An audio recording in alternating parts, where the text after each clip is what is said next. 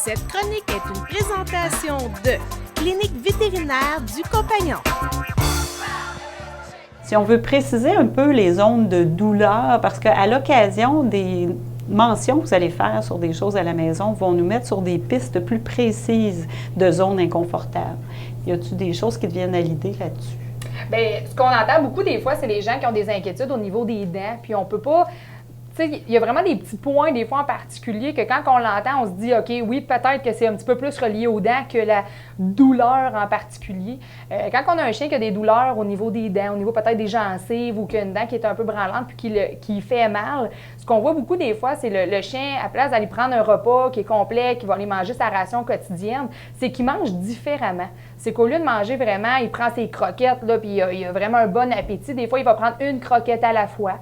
Des fois, il a la tête un peu penchée sur le côté. On voit qu'il y a un petit peu de difficulté. Là. Il ne sait pas trop où aller positionner la croquette dans sa gueule pour avoir une...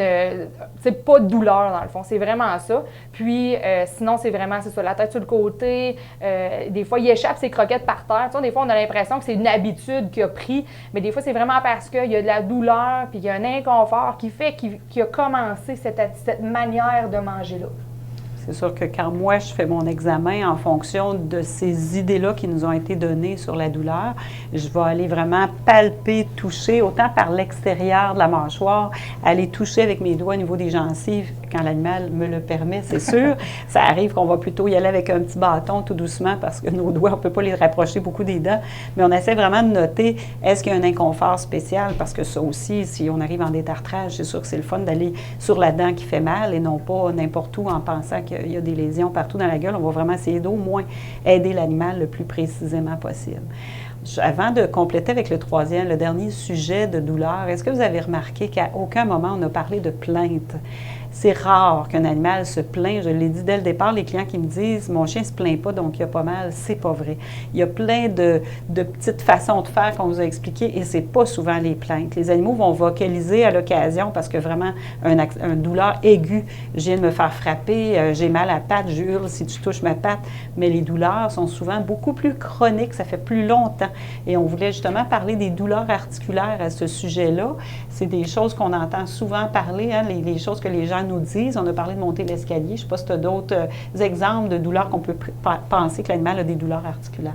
Oui, effectivement. Beaucoup de gens vont nous dire « il est pas raide, il est pas... » Tu sais, des fois, nous, nos questions, c'est vraiment « est-ce que vous trouvez qu'il y a des raideurs articulaires? » Puis les gens « non, pas vraiment, ils marchent comme d'habitude. » C'est sûr que nous, on est habitués un petit peu, fait qu'on les voit, qu'ils ont les pattes un petit peu plus raides. Tu sais, ils se déplacent un peu, si on veut, là, vraiment un peu comme si on... un petit peu croche, là, si on veut. Pas une démarche normale, là, qui s'en vont puis ils sont prêts à faire plusieurs kilomètres de marche. Mais c'est certain qu'aussi, c'est ça, quand on parle des escaliers, tu sais, un chien qui va monter les escaliers peut-être une patte à la fois, ou tu sais, à 2 par 2, c'est pas normal, ça. Un chien qui va monter les escaliers, habituellement, va les monter là, vraiment comme les humains, là. Fait que, tu sais, on monte d'un pas décidé, puis on monte les escaliers, mais si moindrement, le chien, il a un petit peu de douleur, bien, oups, ça commence une patte, après ça, il va avec 2 pattes. Tu sais, ils se sont trouvés, eux, une technique pour avoir moins de douleur.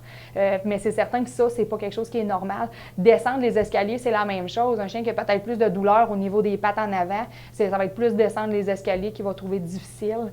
Mais sinon, c'est ça. Vraiment, la démarche, ça peut nous donner ça peut nous donner une bonne indication là, sur les douleurs, s'il y en a des articulaires, s'il commence à faire des problèmes au niveau de l'articulation, là, ça peut nous donner une bonne chance.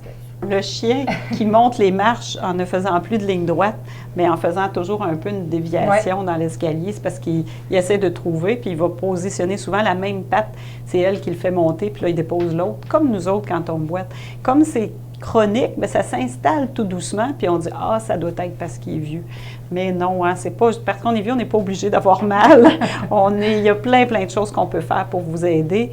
Posez des questions, appelez-nous, 418-387-2111, on le répète, même juste au téléphone, on peut déjà vous donner des indications, puis donnez pas n'importe quoi qu'il y a dans votre pharmacie qui semble aller pour vous quand vous avez de la douleur. C'est pas une bonne idée de donner ça à votre animal sans vérifier si les dosages, c'est permis et c'est pas toxique.